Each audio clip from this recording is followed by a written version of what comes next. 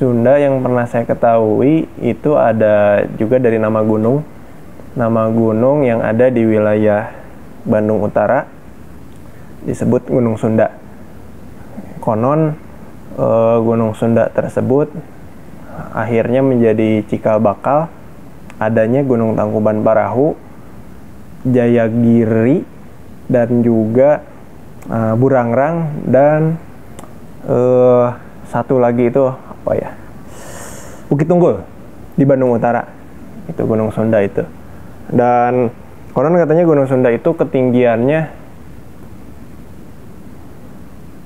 lebih dari 5.000 meter.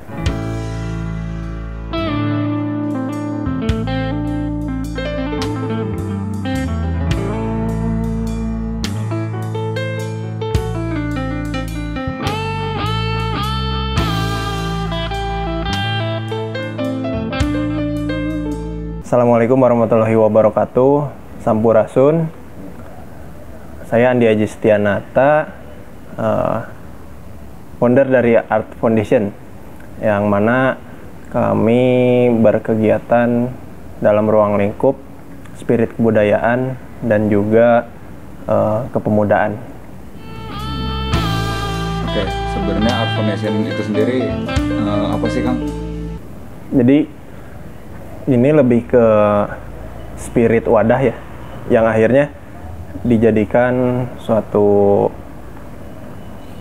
platform atau wadah untuk berkegiatan, baik itu penggalian informasi ataupun pengkajian khususnya aspek-aspek dalam bidang kebudayaan yang spesifiknya skupingnya ada di wilayah Bogor dulu kita. Lalu kita juga berupaya untuk merancang suatu program-program untuk pengembangannya, seperti itu. Kurang lebih generalnya seperti itulah. Oke. Awal mulanya kenapa sih bisa tertarik ke bidang kebudayaan, kan? Kalau tertarik ke dalam bidang kebudayaan, pertama karena ketemu guru ya. Itu dulu ikut sanggar, ketemu dengan Pak Wawan, dan akhirnya di sana selain diajarkan dalam bidang keseniannya, juga banyak ngobrol-ngobrol terkait filosofi dari seni, bahkan kebudayaan itu sendiri. Akhirnya termotivasi untuk menggali jauh lebih dalam bagaimana sih peluang ataupun potensi-potensi yang bisa digali, dan pada akhirnya menemukan apa istilahnya tuh tanda tanya sendirilah buat diri saya, sehingga lebih penasaran lagi untuk mengeksplorasi apa yang bisa digali, khususnya untuk diri saya pribadi, apa yang bisa digali untuk kehidupan dan juga untuk edukasi atau yang bisa dibagikan ke halayak, seperti itu. Oke, tadi kan katakan ini jatuhnya jadi kayak wadah ya, si apa namanya Art Foundation ini. Kira-kira selama ini udah ada kegiatan atau ada karya apa aja sih, Kang, yang udah dihasilkan di tempat ini atau di wadah ini? Kalau di sini tempatnya namanya Ruang Seni ya, atau tadi lah base campnya Art. Itu udah ada aktivitas yang berjalan dari mulai kelompok musik yang bernama Sound of Angklung, juga forum-forum diskusi, meskipun belum secara rutin, tapi alhamdulillah udah paling tidak pernah melangsungkan kegiatan-kegiatan yang insya Allah kedepannya spiritnya masih tetap ada untuk terus mengajak juga khususnya teman-teman sesama milenial, bahkan generasi yang di bawah ya, apa generasi Z ya, untuk sama-sama lah kita menggali dan juga kita ikut memperhatikan bagaimana sih nilai-nilai kearifan lokal dan juga kebudayaan yang ada di lingkungan kita untuk tetap ada sebagai jati diri, dan kita juga bisa eksplorasi juga kembangkan agar ya itu, agar kita tidak kehilangan jati diri. Berarti generasi milenial sekarang atau yang biasa disebut milenial Z, yang sekarang sebenarnya generasi A ya, apa ya? Ya, Berarti udah mulai merupakan tradisi ya? mungkin kalau kita lihat,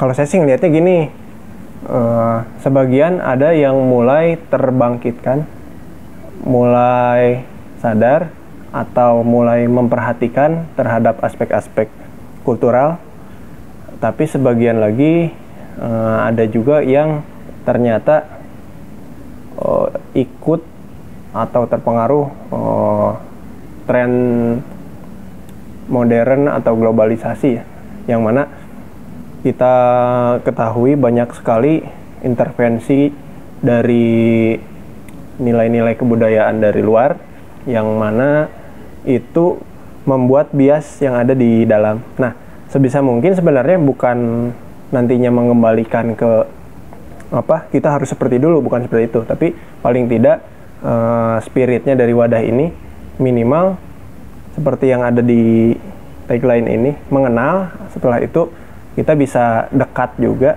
supaya supaya kita bisa mempelajari, karena sepengalaman atau yang pernah istilahnya dicari atau mencoba mensurvei ya, kalau bahasa penelitiannya survei, itu banyak ternyata yang bisa dibedah terkait ilmu buat kita pribadi. Oh, ternyata apa yang diajarkan secara tradisi ataupun oleh orang tua dulu itu punya makna tersirat, dan ini pesannya itu berkaitan erat dengan situasi sekarang. Misalkan pesan-pesan terhadap lingkungan, ada satu wilayah kesepuhan misalkan, ataupun di Baduy, oh ternyata mereka sudah lebih dulu dan juga sampai saat ini pun masih mempertahankan kearifan lokalnya tersebut, yang mana punya tujuan untuk menjaga titipan dari leluhur, dalam artian lingkungannya tetap lestari hingga saat ini, dan juga norma-norma sosialnya masih dijaga. Dan itu kan luar biasa, dimana saat ini disrupsinya sudah mulai bias, dan saya kira itu menarik untuk dikaji. Untuk itu coba deh bikin wadah seperti ini gitu. Kira-kira faktor apa aja sih Kang yang membuat anak-anak generasi sekarang itu kesannya kayak kurang tertarik dan kayaknya kurang minat ya ke budayaan dan ke tradisi-tradisi peninggalan nenek moyang mereka. Nah, terus caranya agar mereka mulai tertarik dan mulai mempelajari lagi nih, itu kira-kira gimana Kang? Pertama, faktornya itu ada dua ya, internal dan eksternal. Kita bahas dulu yang eksternalnya deh. Eksternalnya jelas karena perubahan zaman menuntut juga perubahan teknologi dan lain sebagainya, sehingga dari mulai arus informasi itu bebas melalui platform website, media sosial, dan banyak beberapa bangsa yang akhirnya mempopulerkan karakter mereka. Akhirnya saking bebasnya tersebut ya kita banyak juga menyerap. Itu tidak salah sebenarnya, karena ya kita negara yang opennya itu bukan dalam artian kitanya yang keluar ini ya, tapi kita open dalam menyerapnya gitu, sehingga ada potensi dalam tanda kutip banyak hal yang diserap tapi berlebihan lah kayak gitu. Nah, yang kedua internalnya, faktor internalnya mungkin ada gap juga di dalam hal estafeta nilai-nilai gitu. Nah, mungkin apakah nantinya dari lembaga pendidikan itu sendiri, ataupun dari keluarganya, ataupun dari sistem kepercayaan yang sudah misalkan luntur terhadap pewarisan nilai-nilai lokal gitu. Orang kan banyak ya nanti itu. Kalau turunannya nantinya memang ke dalam aspek kebudayaan, bisa nantinya bahasa, kesenian, lalu teknologi dan lain sebagainya itu banyak. Nah, paling tidak sih untuk saat ini yang bisa dilakukan agar ya minimal mengimbangi arus yang terus masuk dari luar, juga ya minimal banyaklah dilakukan pertama kajian-kajian untuk mengeksplorasi bahwa sebenarnya seperti apa sih yang ada di dalam itu. Karena kan kenapa kita belum terbukakan misalkan, karena ya belum tahu maknanya, hanya secara sekilas itu kuno dan lain sebagainya. Tapi kalau coba ditelaah lebih dalam, nah mungkin salahnya dulu di internal sedikit yang menggali hal seperti itu, baru mungkin sekarang ya gitu ya. Tapi kalau kita lihat negara-negara lain itu ternyata tingkat eksplorasi ataupun penelitian mereka itu sudah sangat jauh lebih lama. Mereka sudah menggali bahkan bukan di internal saja sampai keluar, sehingga bukan ini ya, kita bisa lihat saja banyak juga arsip-arsip yang banyaknya itu dimilikinya oleh peneliti dari luar. Nah, sehingga saat ini sih paling tidak dibangkitkan dulu semangat untuk minimal mengenal dulu. Mungkin bisa mengikuti juga dengan perkembangan platform seperti medsos ataupun konten-konten yang menarik, itu bisa. Cuman dengan guidelines-nya itu ke filosofi dan nilai-nilainya jangan sampai hanya sebatas nantinya seremoni ataupun hanya karena ini menarik dan juga jadi tren tren tanpa karakter lah gitu, seperti itulah.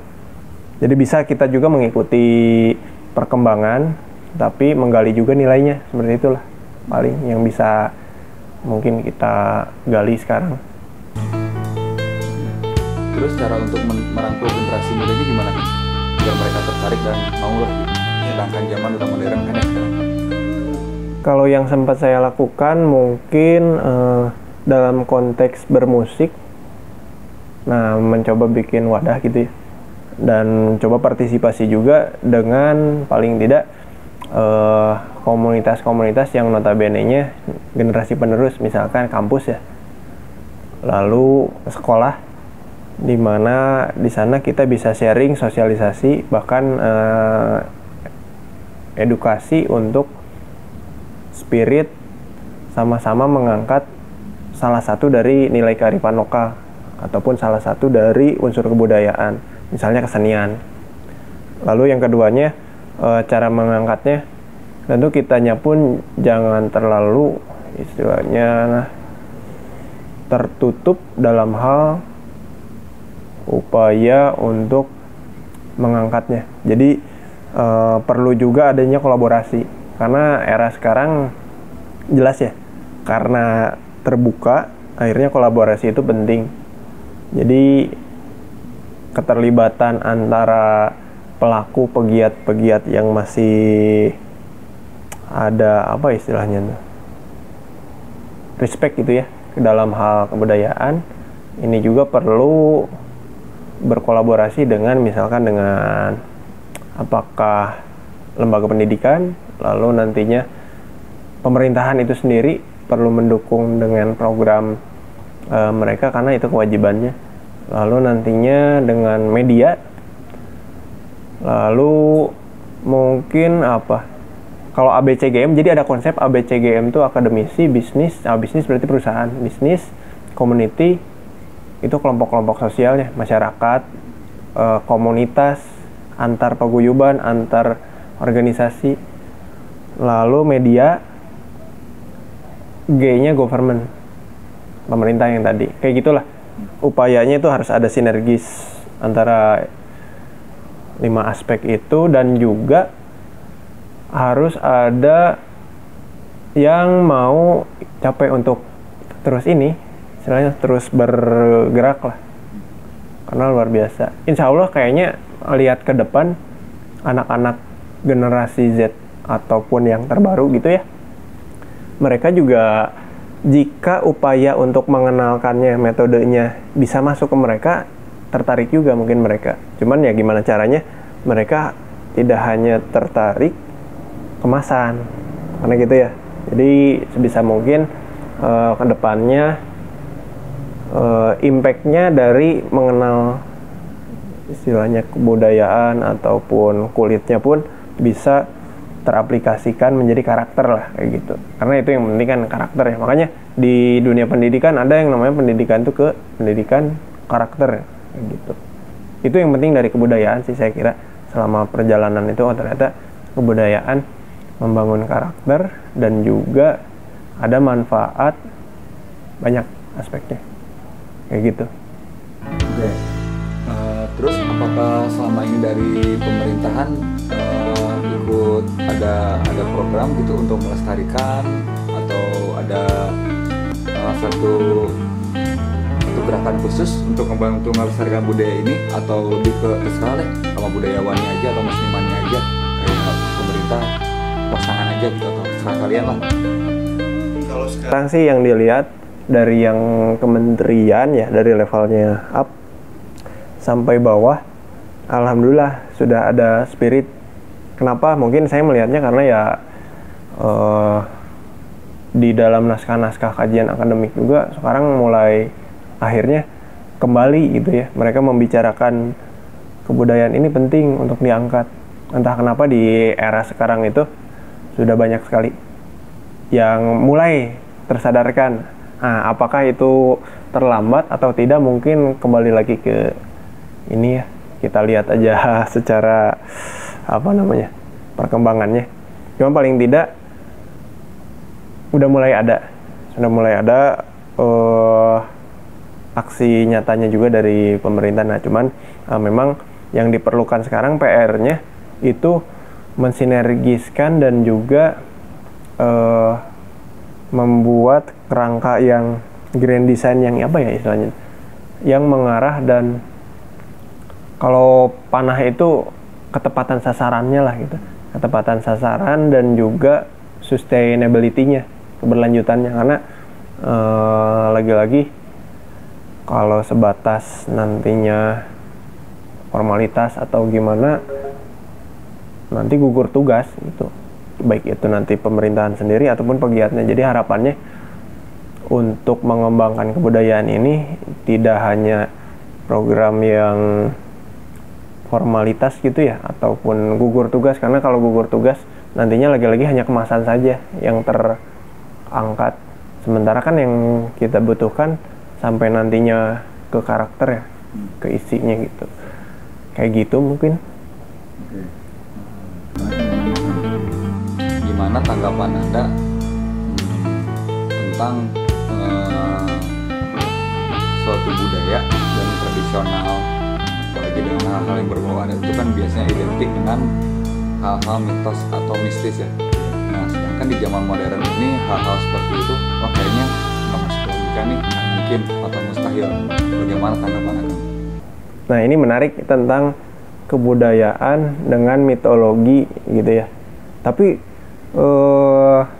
memang kalau dilihat dari penyebaran atau metode di beberapa tempat itu kenapa masih bisa bertahan, karena mereka punya kepercayaannya apa, kurang lebih kepercayaannya tersebut terhadap leluhur dalam artian ya orang tua, lalu kakek, atau kebiasaan di wilayah dalam skuping kampung, misalnya skuping area kampung, atau dalam skup istilahnya klan,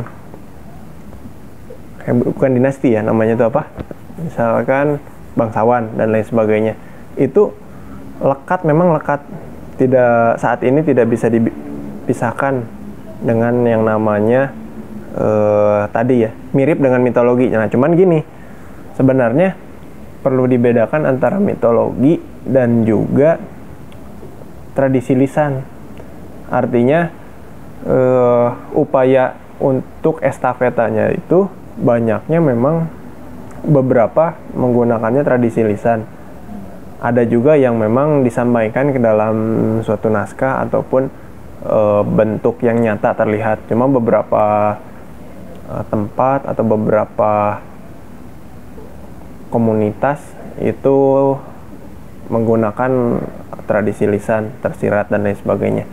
Nah, itu dia pentingnya sekarang di era yang istilahnya era modern, bahkan sebenarnya kita bisa rasionalkan untuk beberapa hal. Nah, mitologi ini kadang kita suka nantinya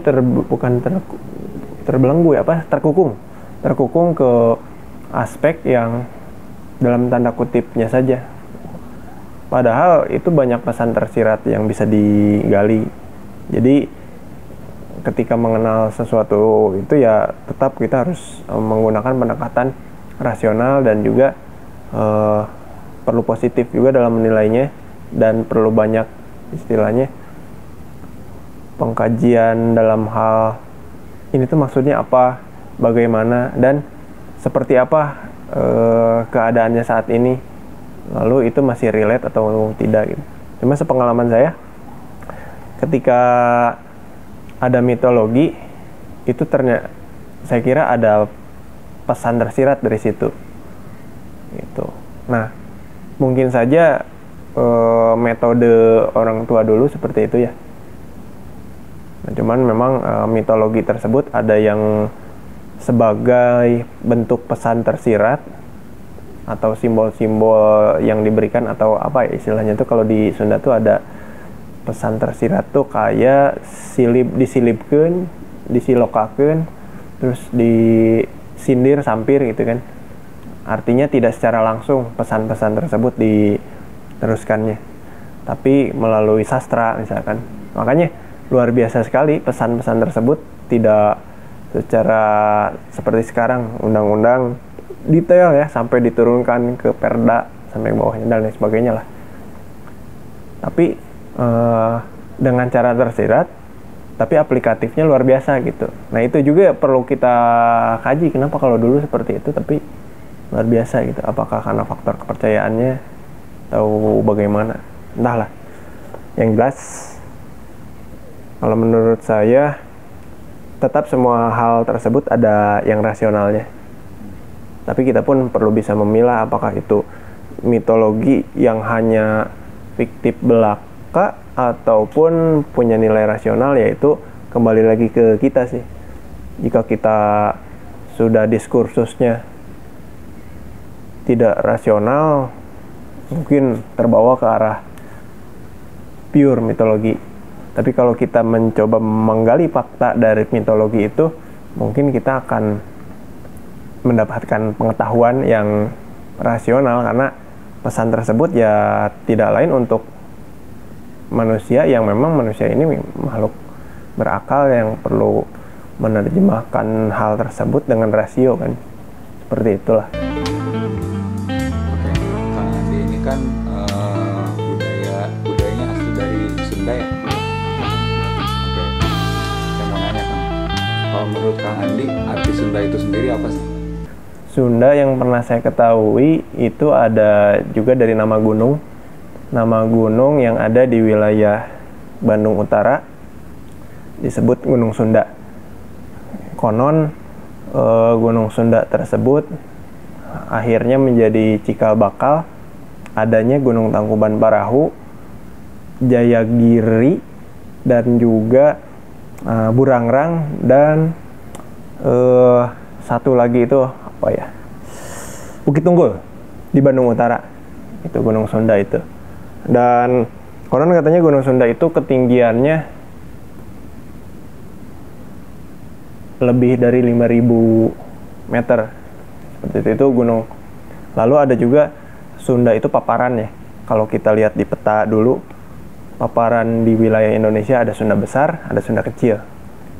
Artinya peneliti dari luar itu sudah memetakan wilayah kita dan menamakan wilayah kita ini Sunda, khususnya wilayah mungkin bukan Indonesia ya dulu ya, Nusantara, seperti itu. Dan ada juga pendapat yang menyebutkan Sunda itu ajaran ya, cuman paling tidak saya menghargai pendapat-pendapat tersebut yang mana itu ada bukti ilmiahnya. Jadi bukan sebatas suku ya sekarang. Tapi paling tidak kalau sekarang ya saat ini kita percayainya atau sudah bisa disepakati bahwa ya Sunda itu tatanan wilayah atau etnis ya kalau sekarang. Etnis baik itu dari wilayah Banten hingga batas Jawa Barat bagian timur. Meskipun ada juga kalau misalkan dilihat dari perspektif kerajaan gitu kan, itu Sunda itu kalau wilayahnya batasnya itu sungai apa yang di Bandung itu Citarum ya, Citarum ke sana itu Galuh apa Citanduy ya, itulah pokoknya. Paling tidak memang banyak arti.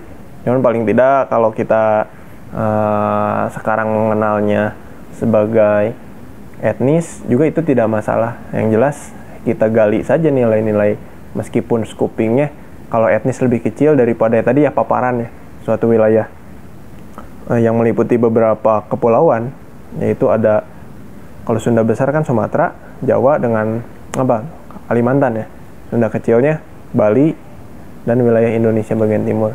Paling tidak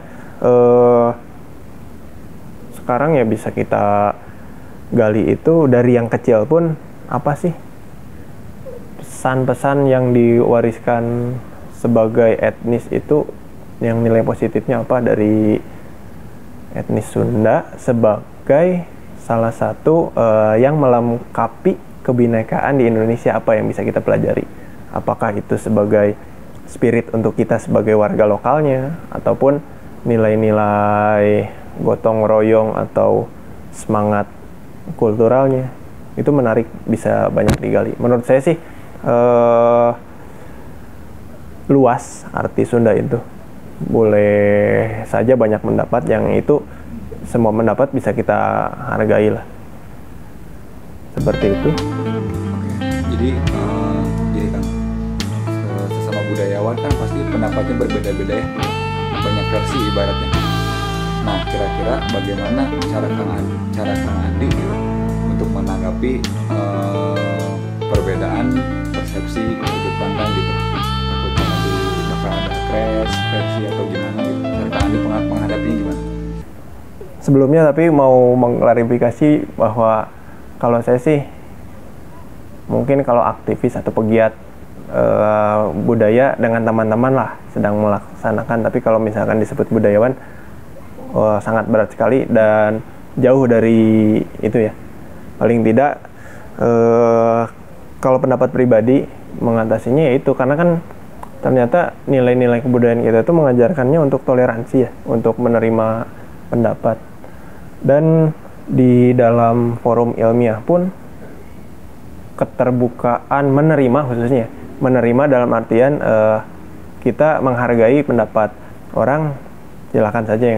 Yang terpenting kita tidak akhirnya membuat istilahnya pendapat si A, pendapat si B itu jadi bahan untuk memicu konflik lah gitu. Paling tidak kita pesannya perlu menghargai apapun pendapatnya.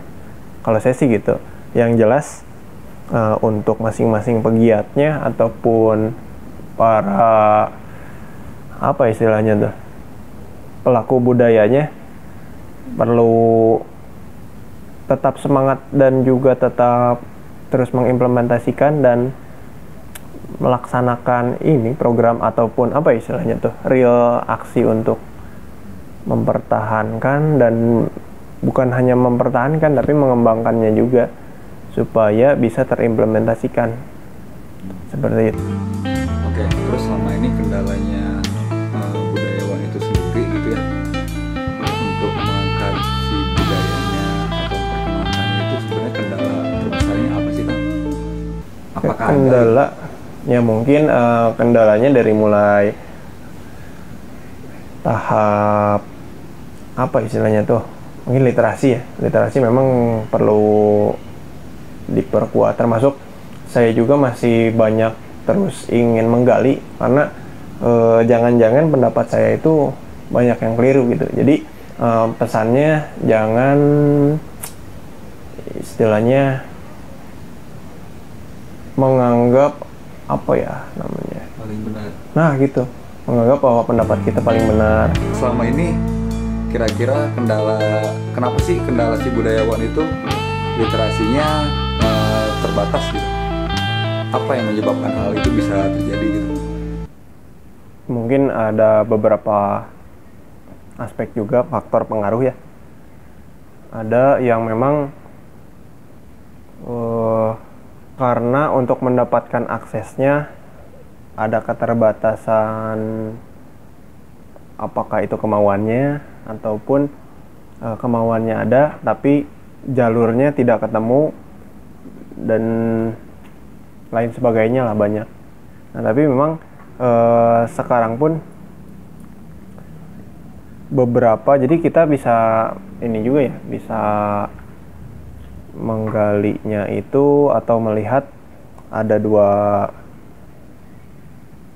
apa istilahnya tuh, dua, bukan kubu ya, paling tidak dua golongan. Ada yang dia itu menggali atau melontarkan pertanyaan di dalam dirinya masing-masing hingga ke akarannya gitu, sehingga kaitan dengan literasi lebih kompleks hal yang didapatkan terkait satu fenomena, bahkan lebih mendalam, sehingga manfaatnya tentu untuk masa depan itu luar biasa.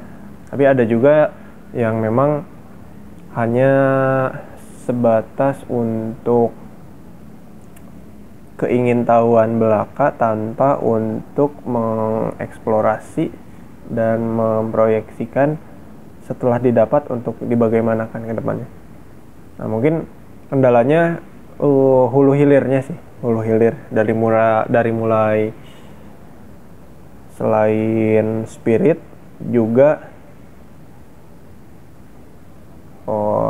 tujuan nantinya mau dikemanakan itu belum, istilahnya belum sampai ke yang sifatnya aplikatif juga, apa ya istilahnya tuh, bisa mengikuti dan juga bisa menampung ataupun mewadahi banyak aspek dan juga mewadahi dari sisi keragaman ini.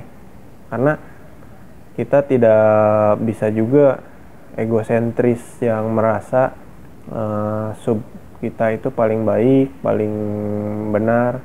Nah, karena jika sudah seperti itu biasanya kita nantinya konservatif, sehingga banyak ditemukan deadlock terhadap upaya pengembangan kebudayaan itu sendiri. Makanya literasi di sini harapannya adanya keterbukaan, saling menerima nanti di sananya ada dialog. Nah dari dialog itu muncullah akhirnya suatu pandangan-pandangan yang mana kalau digali mana yang lebih rasional dan juga nantinya yang lebih relevan ya dengan situasi sekarang itu seperti apa. Seperti itulah. Jadi kuncinya perlu banyak dialog dan juga perlu ada yang punya spirit dan juga upaya nyatanya gitu untuk menyelesaikan problematika atau gap ini gitu loh. Karena kalau spirit itu banyak sekali sudah bermunculan. Nah sayangnya memang pemerintahan itu sendiri tidak cukup. Kenapa tidak cukup? Karena yang tadi ya harus sinergis banyak aspek, bukan banyak aspek, sinergis banyak sektor yang terlibatnya. Tapi juga perlu ada motor yang bisa mengimbanginya gitu. Jadi perlu juga ada sosok pembaharunya gitu. Karena jika kebangkitan tapi tidak ada suatu apa istilahnya tuh kepala yang dia bisa apa istilahnya bukan membangun,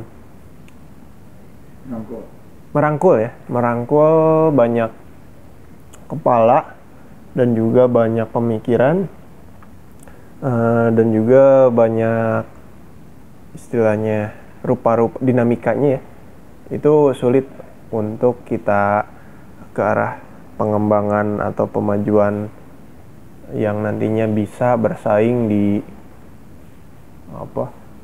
dunia internasional, bahkan di dalam sendiri pun kadang nantinya kita belum selesai urusannya untuk menyelesaikan problematika di dalam, untuk konteksnya pengembangan gitu ya, dan kemajuan seperti itu. Oke, terus untuk menurut Kang Andi sendiri nih, kebudayaan khususnya di Indonesia apakah bisa menjadi go internasional atau menjadi kayak bahasa umum kayak bahasa Inggris gitu? Sebenarnya kebudayaan di kita sendiri itu seharusnya bisa, tapi kalau kita lihat jika diperbandingannya dengan bahasa Inggris ya, memang bahasa Inggris ini yang luar biasa. Bahasa kan bagian dari unsur kebudayaan. Inggris bisa digunakan di forum internasional. Nah, ya itu kaitannya ini kompleks dengan sifatnya politik global dan juga ekonomi global dan lain sebagainya. Nah, kita untuk menuju ke sana karena multikultur, paling tidak kalau kita sebagai Indonesia itu spirit multikulturnya yang diangkat keluar, karena kita sulit juga untuk mengangkat satu etnis kita untuk akhirnya sifatnya berpengaruh ke dunia gitu. Nah, tapi kalau misalkan yang dikenal dan diakui, dihargai itu sampai saat ini, alhamdulillah Indonesia sendiri punya beberapa aspek atau sub dari kebudayaan tak bendanya yang sudah diakui, seperti halnya ada kayak batik, angklung, wayang, pencaksilat, itu oleh UNESCO sudah diakui ya sebagai warisan tak benda milik Indonesia, yang khususnya karakternya itu adanya di Indonesia, meskipun di beberapa wilayah lainnya kita tidak bisa menutup mata juga, karena sifatnya kebudayaan itu dinamis ya. Bahkan di beberapa wilayah negara pun ada juga yang memiliki kemiripan, karena dulu pun sama seperti sekarang ada mobilitas. Padahal dulu kita kenal banyak saudagar-saudagar yang berlayar ke Nusantara. Begitupun orang Indonesia sendiri berlayar kemana. Mungkin saja dulu pun istilahnya beberapa kultur lokal kita itu, baik itu sebagai kerajaan ataupun sebagai kelompok tertentu, itu memberikan pengaruh di dunia luar gitu ya, maksudnya di dunia internasional dengan beberapa aspeknya. Tapi paling tidak kalau saat ini yang bisa kita berikan pengaruh ke luar itu dalam aspek toleransi dan juga multikulturnya saja, itu sudah luar biasa, bisa menjadi nantinya sorotan. Mengapa? Karena jika kita berhasil sebagai Indonesia ya, sebagai negara itu mengedepankan multikultur dan juga perdamaian, itu suatu nilai yang plus sekali gitu ya. Kenapa? Karena suku bangsa di kita luar biasa banyaknya, berbeda dengan negara-negara lain yang jumlah etnis suku bangsanya tidak sebanyak kita gitu. Sehingga jika kita bisa mengedepankan itu, artinya bisa jadi barometer juga oleh dunia itu, karena ya luar biasa bagaimana ini pengelolaannya kok bisa sampai damai dan lain sebagainya. Itu yang sulitnya gitu, kita untuk menuju ke sana tantangan. Tapi jika terwujud, kita akan sangat disegani sekali, itu luar biasa. Untuk konteksnya Indonesia ya, yang lebih luasnya lah seperti itu. Oke, berarti Anda termasuk orang yang sangat mencintai budaya bangsanya sendiri ya. Oke, terus Kang Andi, makna budaya menurut Kang Andi itu apa sih? Budaya memang yang saya pelajari dari kakak, guru, secara singkat memang kebiasaan. Tapi kebiasaan ini yang bersifat, kalau saya memaknainya ke dalam konteks yang arifnya, sehingga muncullah kearifan budaya lokal. Karena jika kita ngobrolnya tentang budaya secara umum, kayak kita terlambat misalkan, itu kan budaya kalau kita sering. Atau misalkan kita malas berkarya, malas melakukan sesuatu, itu pun jika berulang menjadi suatu kebiasaan, itu budaya juga kan. Nah, tapi konteksnya budaya yang dimaksud yang menjadi karakter, tapi karakternya yang positif dan juga memiliki manfaat positif juga, artinya arif. Makanya di dalam budaya sendiri saya memandangnya konteksnya budaya kearifannya, sehingga saya tertarik untuk mempelajarinya, khususnya menggali untuk saya pribadi gitu. Syukur-syukur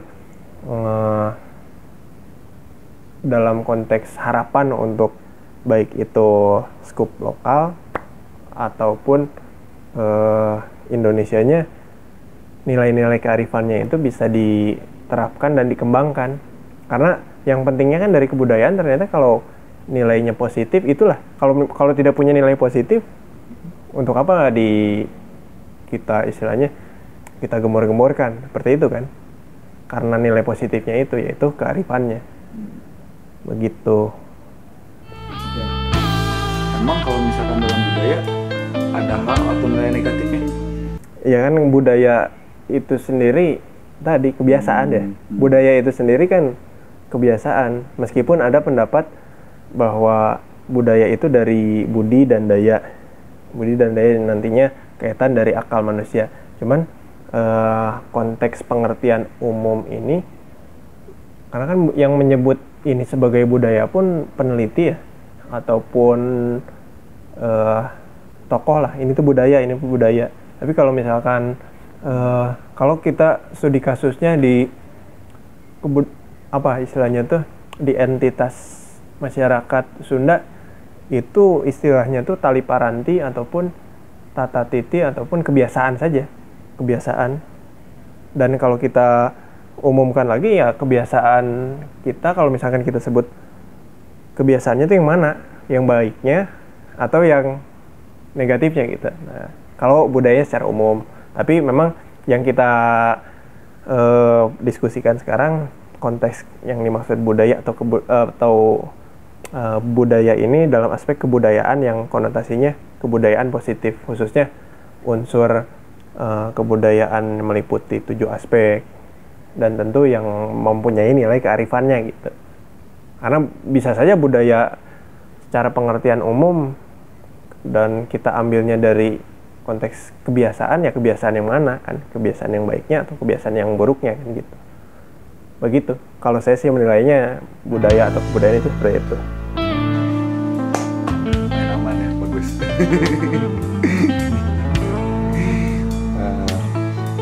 Terus kira-kira ada pesan dan kesan nggak untuk generasi sekarang nih? Harapan kedepannya mungkin dari generasi si Alpha ini agar tetap bisa semangat mempelajari kebudayaan ataupun melestarikannya. Ya, mungkin pesannya kalau untuk generasi yang selanjutnya sih tentu ya pesan yang untuk tetap ikut menjaga melestarikan. Nah juga pesannya untuk generasi yang saat ini menjadi para pemikir dan juga yang istilahnya apa, yang sedang melaksanakannya. Karena generasi yang akan datang itu tergantung di generasi kita atau generasi sebelum kita. begitu. Jadi kalau kitanya sudah melakukan suatu hal yang bisa kita estafetkan ke generasi selanjutnya, kemungkinan ya generasi selanjutnya pun akan mengikuti gitu. Jadi mumpung masih ada kesempatan dalam peradaban ini, waktunya masih bergulir, mungkin kita bisa menanamkan pondasi ataupun mengestafetkan apa istilahnya langkah ya mungkin itu. Saya kira kalau misalkan sekarang saat ini bisa masif di apa istilahnya dipetakannya dan juga disusun suatu perencanaan aksi atau grand design-nya, next itu bisa mengikuti langkah begitu. Kira-kira ada lagi yang ingin disampaikan sama Kang Andi? Yang ingin disampaikan ya paling tidak kita tetap bisa mengenal lah. Minimal pertama mengenal dulu dan mencoba tidak antipati, dan jika sudah mengenal mungkin kita sudah nantinya bisa dengan cara mendekati agar lebih bisa menilai ada apa sih di balik suatu unsur yang tadi ya yang kita sebut dalam konteks kebudayaan itu, nilai-nilai kearifannya ada pesan apa. Ketika kita sudah mengetahui nantinya kan oh ternyata banyak nilai positif ya, kita tentu dalam konteks nanti apa istilahnya, kalau saya istilahnya lenyempan itu di bahasa Sunda, itu mengkaji atau merenungkannya. Oh ternyata kalau banyaknya positif, kenapa enggak kita estafetkan, kita lanjutkan gitu, khususnya yang positifnya, meskipun tidak menutup kemungkinan banyak juga kita dalam prosesnya itu menemukan atau sulit untuk melewati fase-fase yang luar biasa. Itu saja sih, luar biasa sulit lah gitu. Tapi optimis asal bisa ikut juga, dalam artian bukan membendung tapi mencoba apa istilahnya tuh, mencoba mencari lah. Artinya satu pesan yang terakhir tuh gini, mudah-mudahan kedepannya banyak juga yang memikirkan ulang atau coba merenungkan lagi kepada nilai-nilai ataupun pewarisan kebudayaan itu banyaknya positif atau negatif, meskipun parameternya mau pakai parameter normatif ataupun yang kita percayai sekarang sih agar tidak lepas dari jalur ya berdasarkan nantinya kaitan dengan kepercayaan. Karena kalau misalkan kita pisahkan, nantinya ya akan banyak keluar dari jalur, khususnya dari apa istilahnya tuh, dari guidance dari religi kita. Jadi jangan dilepaskan terlalu jauh juga, kalau bisa diselaraskan itu lebih baik. Itu satu utamanya religi sama kebudayaan. Yap, karena saya kira punya hubungan erat sekali. Karena di dalam unsur kebudayaan, menurut Kuncaraningrat juga itu sistem religi itu masuk ke dalam satu aspeknya. Jadi ternyata kebudayaan itu tidak lepas dari religi. Seperti itu. Mana yang lebih utama? Yang lebih utama tentu itu kembali pada masing-masing, karena yang pertama ya jelas pondasi kan religi. Seperti itu. Oke Kang Budi, mungkin cukup sekian. Terima kasih sudah meluangkan waktunya. Kita berjumpa lagi di lain kesempatan. Assalamualaikum warahmatullahi wabarakatuh. Waalaikumsalam.